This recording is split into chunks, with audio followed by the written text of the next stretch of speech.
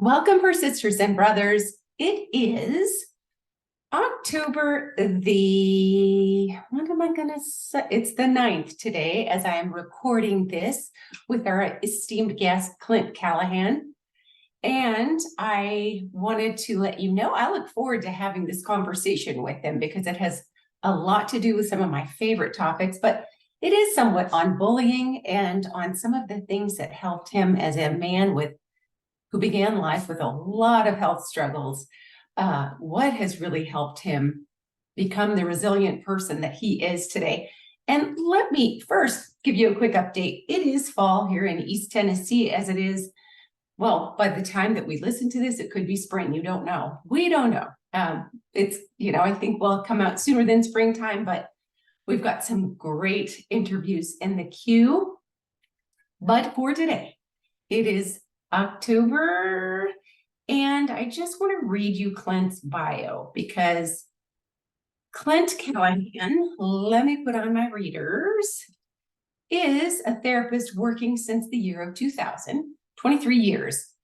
Now he's doing some life coaching, and he created a small changes, big impact, 1% day transformational system, teaching psychological tools to beat burnout and stress in 15 minutes a day. And I do look forward to that. Who doesn't need to hear about how to beat burnout and keep refreshing ourselves? In personal news, I just got a new small little idea for a new nonfiction book, and I am so enjoying this miraculous day because sometimes I feel like in my other job in true crime interviewing that it can be difficult to try to find survivors of crime to speak. And I had the best situation this week in which not only did we find somebody who never spoken about a very impactful thing that happened to her as a teenager, but it opened up doors with other interviews I'd done on the same horrific crime for there to be connection at her request and the other survivor's request to connect and have some healing, something more than about a decade that could have happened about a decade ago. But finally, a bunch of conversations are being had that will keep us unstuck. And I think that's something so important to remember for all of us. It's never too late to have difficult conversations. It's never too late to have some healing, even of relationships that should have been tended to long ago. If there's as much commitment on both sides, wow, it's amazing what we can accomplish. And even in a job that people tease me, my friends tease me, is very dark work that you do, there are moments of beautiful light. So really thankful for that. Let's see.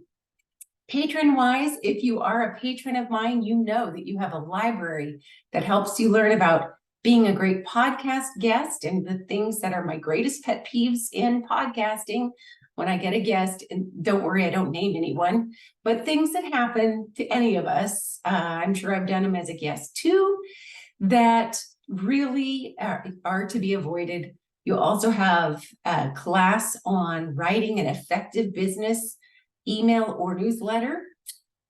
If you're an author, that's particularly valuable. And getting started with your own writing, there are just a number of things in our growing patron library that you get access to for supporting this podcast and my writing at the $2 a month or $5 a month price point. So keep it in mind. Love to have you. And as ever, I love when you're here, when you listen, and when you can share this on social media or text it to a friend. If this episode meant something to you, that helps so much. You're great company. Thanks for being my great company. And I will introduce you to Clint Callahan. Clint Callahan, thank you so much for being at Persistence U with us today. I think your story is a fascinating one, and I can't wait to hear about the tool you've created. Well, thank you for having me. Yes, you bet. I can't. You need to hear a little louder. There we are. A little louder? Is that better? That's it. A little louder. Right. Thank you so much. And give me some background on the story behind the story. Before you were a coach and a therapist for many, many years, what do you think it was? What's the backstory of, that really motivated you to do the healing work you do today? Sure. So when I was born, I weighed 1 pound, 15 ounces. Wow. And back then, that was 47 years ago. So they didn't know what they know now. They didn't have the technology that they have now. So the fact that I'm alive is the first part of me being really persistent, I guess, from at the time that I was born. And I found like after my mom passed away, I found in my baby book a journal that she kept. And it really talked a lot about her experience and my dad's experience of what it was like every day not knowing if I was going to be alive or not, of all the different techniques and things that the doctors tried to do to keep me alive. That really was this. It was unknown at the time, would I survive or not? So there's Right. all those different things that led me to realize that my parents always told me, you survived and so many else didn't. So you need to do something with that. And then from that, that's a big load to put on a kid, That's very so heavy. yeah, Not it is. recommended. No. And so from there, I went to school and I was bullied a lot as a kid, where it was in my friend group, it was, I wasn't the only target, but I felt like I was more targeted than others just because I was small sized. I had a lot of respiratory issues. I had a lot of different issues because of that, but I was able to push through and eventually, grow up and become an adult. So everything's good now. But it was all those different things that the hardest part was being in the friend group where that was confusing, because when I was with them individually, it was very much we were good friends and it was safe. But then as the group, it was completely unsafe. So it created this confusion and anxiety and frustration, people pleasing, all these different things happened because of it. And the anxiety got so bad that I missed a lot of school because I had a lot of somatic anxiety symptoms, which is my body was internalizing the anxiety as illness. So I missed a lot of school and all these different things because of that. But then Like eventually it headaches? switched from, but Was it like headaches or stomach aches, or how did that? yeah, Yeah. it was stomach aches, GI upset. It was actually to the point where I would get so sick that it was actually raised my body temperature. So it would look like I was actually fighting an illness. So Wow. it was pretty bad for a while there. And then it switched from anxiety stuff to anger. And that's when my parents really saw that things were going on. And so that's when I got introduced to therapy when I was around 12 years old, 11 or 12.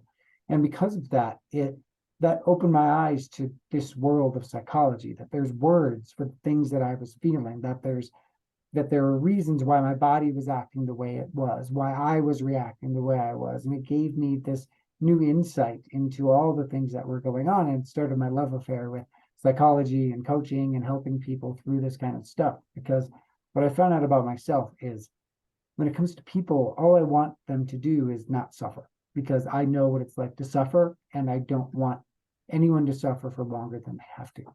Right. Wow. And of course, you can't, as a human, put everyone out of their suffering if they're not willing to do that. But how neat that you've chosen to be someone in the helping field after that experience. I think that's something that really resonates with could resonate with teenagers today too. One Mhm. of the side jobs that I do is working. I end up having teenage coworkers, and Mhm. when I hear them talking today about the kind of bullying that goes on in school, I mean, I can't Yeah. even imagine what it's like today, because they don't Yeah. just tease you any longer at home, Mhm. at school. Yeah. They keep it up online Yeah. anonymously and through phones Mhm. and all of that all day, every day. Yeah. And it And that's sounds miserable. and that's the thing that's scary, right? Is for me, home was a refuge. There wasn't Right. online stuff. I could escape into books and comic books and play video games and all those things. And now, because everything is so interconnected, which is great, but also it has that downside of now we can compare ourselves instead of where we used to compare ourselves with 25 to 30 people. We now can compare ourselves against thousands and millions of people. Right. And there's that, and then it can also follow you in the home, online, offline, all these different things, which is so much more scary because it is that there is really no safe place. So one thing I was really thinking about recently is the whole phrase of safe space. I think it needs to be changed to brave spaces, where it's a space where you can actively talk about what's going on with you, actively talk about what's going on with your mental health, actively talk about and see that you're not alone, that you're not the only one that goes through that. Because that's the thing that is happens most to people is it becomes so isolating. You get into your own head so much that it's no longer everybody goes through this. It's I'm the only one that goes through this. And that's the part that scares me the most, is the isolation piece that happens with it. I like your idea. Creating brave spaces, is a wonderful thing. Well, excellent. So when did you decide then? Was there a pivotal moment or situation when you're like, wow, I'm going to go into this as a field, later on? Because it's not often what kids dream of, particularly young men, Well, I mean, originally I went into this, I was going to be an FBI behavioral profiler. So originally I was going to go do that, but then I spent a year and when I was getting my master's working in a maximum security prison.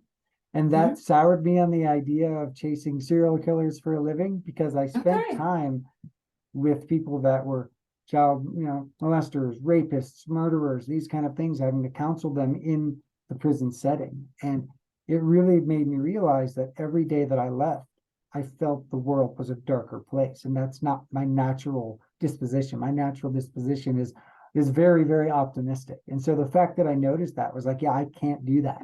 So I decided to change from going after that, and I switched to just doing clinical therapy, social work, that kind of stuff. And that's where I got into that. But I originally started out with this wanting to go do the traditional male kind of piece of the psychology stuff. But as I got into this, and as I've been through this now and done this for 23 years, I realized that that's where my heart has always been. I've always been the person that wants to help other people ease their suffering, that wants to be the professional secret keeper and advice giver that I very much enjoy being. Oh, that's wonderful. And so you've worked as a therapist and you've done EMDR as an example, right? You do that, which I'm a huge proponent of. And my little nuclear family has all like embraced EMDR. And then how did you decide to go into more coaching? And did you create the sort of key to dealing with burnout? So I love EMDR. EMDR has helped me immensely. It's been the best life-changing therapy tool that I've ever learned. I think it's amazing. Everybody should go do it, because I really believe life is trauma. You go through life and it's capital T trauma, little t trauma. It doesn't have to be about the big stuff like car accidents, your parent dying. It doesn't have to be about that. Every day is a little bit of trauma. And every day also is a little bit of burnout. I've started looking at into micro burnout and what that looks like. Because if you work on things every day, like let's say just figuring out what meals to cook for your family every day, you can get burned out after months and years of that, where you begin to get burned out on I don't want to do that anymore. I'm just burned out on that aspect. So we also have the micro burnout. And that's a big piece of what I've learned, is that as I've gone through this, all roads kind of lead back to that, where it is just what people think burnout is not what it is. Because burnout is not just work. Everyone hears burnout, they're like, oh, I'm just stressed out at work. That's what it is. And it's like, no, it's a systemic collapse in the various different areas of your life. And usually there's about 4 different phases that you can go through. And so the first one is you start to socially withdraw. You don't want to spend time with coworkers after work. You don't want to spend time with your friends as much. And you just kind of retreat into yourself. And then when that happens, then secondly, you start to neglect your own self-care.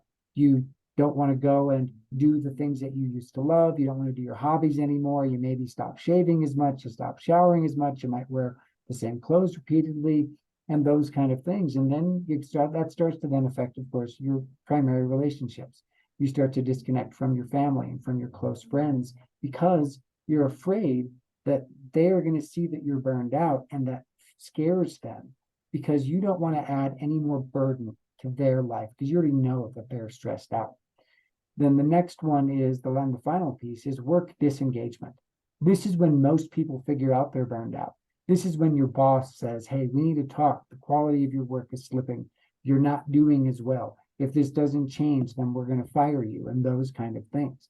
And that's the stuff that people don't realize, is that as you continue to go through these different aspects, that you can step back and you can recognize these things, and you can begin to turn things around, but it doesn't take a massive amount of time. And that's the part that people don't recognize, is I was profoundly burned out about 15 years ago after my mom died. And it led to all these different things. And I'll share that story more. Yep. I would like for you to. I think I know a little bit of that story, but yes, please do. And trigger alert for listeners, but it's an important thing for us to talk about in mental health. And so if you would.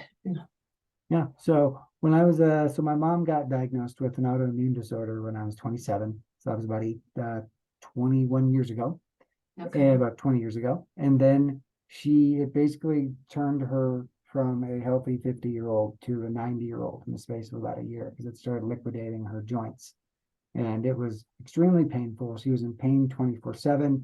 And so I was with her, and she told me she was going to commit suicide. And so I talked to the doctors, talked to the nurses, told them what's going on, and they told me, no, she'll be fine as long as she completes our program.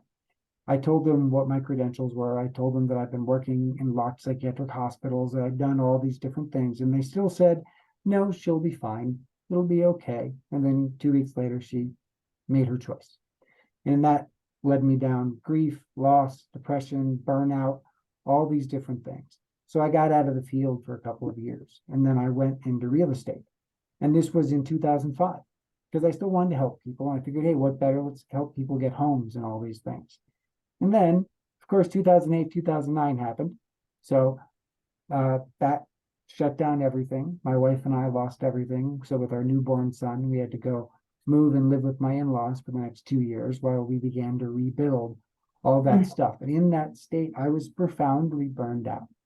I wasn't connecting with my kids. I wasn't connecting with my wife. I wasn't connecting with my friends. I was just basically being a robot in my everyday life. I was 25% there on a good day. On a bad day, I was like maybe 10% there. I could do enough to get through my day, but that's it. And so with all that going on, I had to decide, I had to make a choice in that moment. Who do I want to be as a husband, as a father, as a man, as a therapist, as a person? What do I want to do? So I had to begin to figure out, what did that look like? How do I figure out how to do that? And so that began my process of, I went back to actually Buddhism, where I used to practice meditation a lot in college. And so I started meditating 3 minutes in the morning, 3 minutes at lunch, and then 3 minutes at dinner, after dinner, and then journaling for 2 minutes after each session. The first one was to set my intentions. The second one was to follow up on those intentions. And then the third one was to make sure that I kept that through line throughout the day. And most people like 3 minutes. What is 3 minutes going to do for you? You can't quiet your mind in 3 minutes. Well, the thing that I learned about meditation and about mindfulness is trying to get your mind to be quiet is like asking the wind to stop blowing. It's not going to happen. Instead, it's observing the thoughts and seeing which ones keep coming up, and then noting them down, and then figuring out a plan of action to give you the ability to begin to control them, because it always comes back to, if you don't own it, you can't fix it. And so it's learning how to do that process. And so that's how all this stuff started, was that's how I began to dig myself out of that burnout hole that I found myself in. And in about 100 days, I was able to go back and reconnect with my family, to be able to reconnect with myself, to be able to reconnect with just life again, because I was able to recognize where I kept getting pulled off track. Excellent. I love that. So that's still a part of your daily hygiene, really, is Yes. 3 times a day, all for different purposes. The practice of meditation, which is just 3 minutes. It's not, doesn't take a lot of time. It's not like the kind of thing people are like, I don't have time for that. It sounds like you're very, you have time for that. We all do. It's very specific and focused. And that's the thing, is it's the hardest thing, especially that I've learned being a Westerner myself, is that for Westerners, when they think about meditation, they think about the Zen Buddhist monks that can sit for hours and hours and hours. And that's not what we're trying to do. All I'm trying to teach people is, if you take a step back and take a breath and just focus on your breath for just 30 seconds and just change your breathing, you'll notice that when you're most stressed out, your breathing is really going super fast. And that's the thing, is, so the way it works when the human body, when we're in fight or flight mode, which is what we're in most of the time, is it goes into 3 different things. It goes into 4 different ways that you can break through that. The first is you do this thing called box breathing. It takes about 1 minute to 2 minutes to do. It's It's where you take a deep breath in for 4 seconds and then you hold it for 4 seconds. Then you breathe out for 4 seconds and then you hold empty for 4 seconds. And you do that 4 times. And what that does, it signals to your body, because 80% of our information comes from our body, not from here. This is only 20%. So if Now, we can and you're take pointing to control, your head. For those who are just yes, yes. listening, you're pointing to your head. So it doesn't rely on your brain necessarily. It's all the other things. Okay. Yes, 80% of your body is the thing that gives all the information to your brain. So if you can learn to control your breathing, that will begin to then turn off your parasympathetic nervous system where fight or flight lives, and it will calm you down. Your heart rate will lower. Your digestive tract will relax again. Your lungs will be able to breathe nice and slow. And then the adrenaline in your brain will stop. Because when adrenaline gets in your brain, the thing about it is that people don't realize is adrenaline stretches time when it's in the brain. It causes a time dilation effect to where when you're in anxiety, even if it's just kind of, oh, my boss wants to talk to me, and you get in your head, it stretches time by about a factor of 10. So for every second, you feel like 10 seconds has passed. Now, in the wild, if you're being attacked by something physical, you want time to stretch so you can dodge and run and have the extra energy to not be eaten or killed. But in everyday world today, it just makes our suffering longer and more pronounced. So after you breathe, the next thing you do is you then journal for a minute or two to get the story out of your head. Be honest with what your brain is telling you, because we run on story. That's what human beings run on. Then the next thing you do is go shake it off. Go do some exercise. Go do like a quick bit of power walking. Go do some wall push-ups. Go do something to just get the blood moving, to move that adrenaline from your stomach, your chest, your heart, and your brain where it gets stuck. Get it into your arms and legs where it belongs. Then go back and read what you wrote. If you do those things, it takes about 5 or 6 minutes to do, but that will change your entire perspective and your entire perception on what's going to happen next, which then allows you to make better choices. I love it. That sounds really good, really specific, very accessible for all of us. Excellent. Have you been writing on this as well? Yes, I have been. Actually did write a book. I have a book out right now. It's called Beat Burnout in 15 Minutes a Day. How to prioritize yourself without losing what matters most. And that is such a good title. Such a good title. You can find it on Amazon. It talks about all these different things. In it, there's also a link where you can schedule a free 15-minute coaching session with me at any time during the book if you have any questions. It has links to the different worksheets and different things to help you move through your day. And every chapter is designed for you to be able to read it in less than 15 minutes. And every worksheet is designed for you to be able to do it in less than 15 minutes. Because it's not about taking up your time. It's about helping you to use your time effectively and to move forward and to get on with it.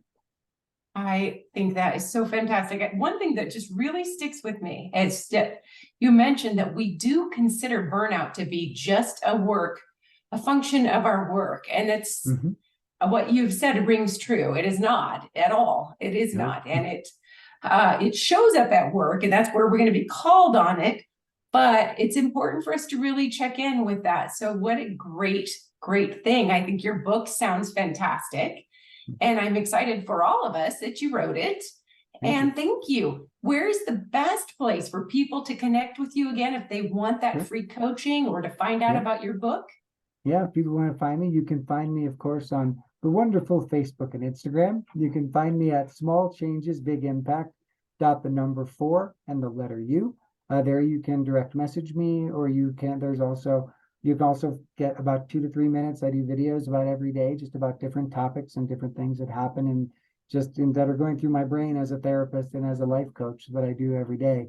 Because I want people to really understand that it doesn't take, hours and hours and hours a day to change your life. It literally does take 15 to 30 minutes a day for you to be able to take a step back, take a breath, and change your life and change the way you interact with everybody around you.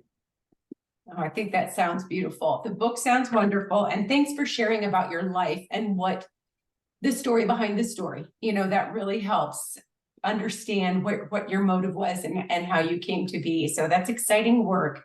Thanks for being on Persistence U, and I can't wait to see what you're up to next. Thank you.